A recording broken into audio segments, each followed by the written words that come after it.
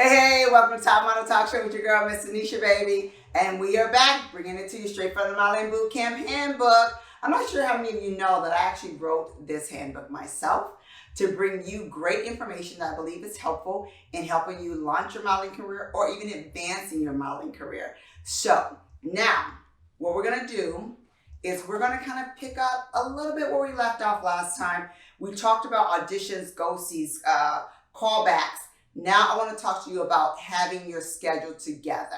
If you get that booking from an audition or a callback, you want to make sure that there's no conflicts. So what I mean by that is if your agent books you, say for instance, at 9 o'clock on a Wednesday, you typically work on Wednesdays. You want to make sure that you have given your boss or have tried to get that shift covered before you say yes, okay? If you are always off on a Wednesday, then guess what? You already know, yes, I'm available, I can do that. But always, always, always check your schedule, okay? Because what if you're off that day and you decide to make plans to do something else? So make sure that you do not accept a job without checking your date book or your schedule, and make sure that that's when you let your agent know, yes, I'm available, or no, I'm not available. Now, sometimes clients will take the liberty of saying, okay, if the model's not available on Wednesday, are they available Thursday or Friday? They may give other date and time options. And that's if they really like you. And that's so amazing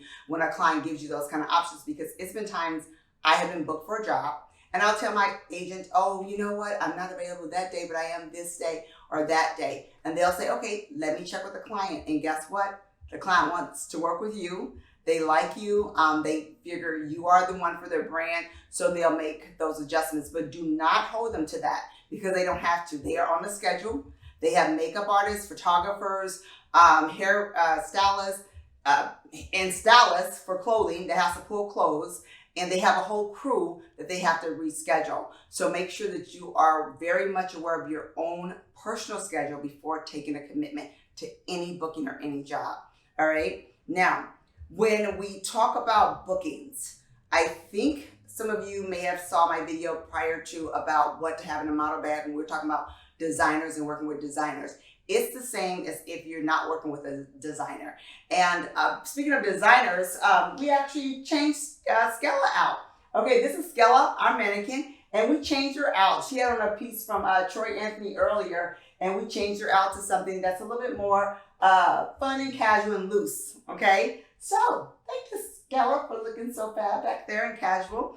And of course, she's kind of mimicking me because I wear black quite a bit for my show. Now, when you're getting your model bag ready for your booking, make sure you know what type of booking it is as far as what to put in your model bag. So if you're playing a hockey mom, if you're playing, an executive in a boardroom meeting, if you're playing a nurse, they will tell you what type of things to put in your model bag for your booking.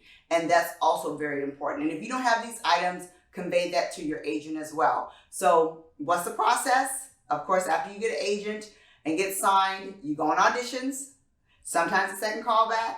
And once you get booked, that means you got the job, and then get ready to prepare your model bag for the job.